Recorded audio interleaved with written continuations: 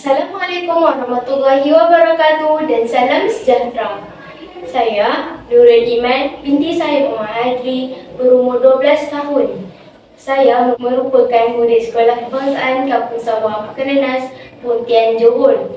Hobi saya ialah membaca buku cerita berbentuk imajinasi dan buku-buku ilmiah. Pada hari ini, saya ingin mengulas sebuah buku yang berjudul Beautiful Tiara. Saya amat menyukai buku cerita ini kerana buku ini banyak menghidupkan elemen suspense sepanjang penceritaannya. Penulis juga menggunakan teknik penyampaian cerita yang sangat menarik. Di samping mewujudkan suasana yang lucu dengan kemunculan sparkle, iaitu naga peliharaan seorang puteri. Buku ini juga memaparkan semangat sedia kawan 3 orang sahabat baik dan juga hati budi seorang puteri yang sentiasa positif walau apa jua masalah yang dihadapinya. Sedikit latar belakang penulis buku ini. Buku ini ditulis oleh seorang penulis cilik yang bernama Adik Hilma alias Alifah binti Khairul Anwar yang dilahirkan pada 24 Oktober 2003 di Hospital Besar Kuala Lumpur. Beliau mendapat pendidikan awal di Sekolah Rendah Islam Abil, Sungai Petani, Kedah. Beliau merupakan anak bongsu daripada 3 orang adik-beradik, menjadikan Rasulullah SAW dan ibu bapanya sebagai idola. Beliau juga bercita-cita mahu menjadi seorang pensyarah apabila dewasa kelak. Buku ini telah diterbitkan buat kali pertamanya pada tahun 2015 dan terbitan semula pada tahun 2016. Buku ini diterbitkan oleh PTS Publishing House Sendirian Berhad. Ketebalan buku ini sebanyak 151 halaman.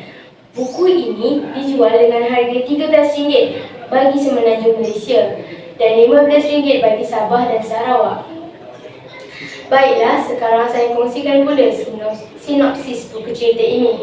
Buku Beautiful Tiara ini yang ditulis dalam 10 bab berkisar tentang kehidupan seorang puteri yang mencari tiaranya. Tiara milik Puteri Erina telah hilang, dicuri semasa beliau sedang lena tidur di biliknya. Tiara ini dikatakan mampu untuk menyelamatkan negaranya. Tiara ini juga sebenarnya merupakan lambang kekuasaan negara Fantasia dan menjadi kesayangan Puteri Erina. Pencuri itu telah berjaya melarikan diri dengan masuk ke dalam cermin ajaib. Cermin ini menjadi pintu penghubung dimensi di antara 2 alam. Puteri Erina tiada pilihan lain, mesti mencari pencuri itu untuk mendapatkan tiara kesayangannya. Jika gagal, maka diri dan negaranya akan musnah.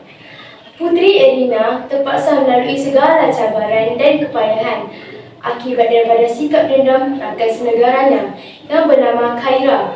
Ini semua tidak disangka olehnya dan juga Hazib yang merupakan orang suruhan bapa Puteri Erina.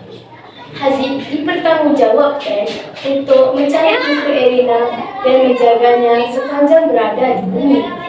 Kekuatan buku ini ialah dapat menarik minat pembaca dan mewujudkan unsur-unsur suspense yang membuatkan pembaca tertanya-tanya dan tidak sabar mengetahui akan kesudahan cerita.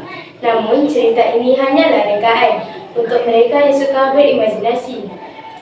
Pengajaran yang saya perolehi setelah membaca buku ini ialah kita hendaklah saling membantu antara rakan-rakan dan jangan sesekali ada sikap dendam dalam diri yang akhirnya akan menyusahkan diri sendiri.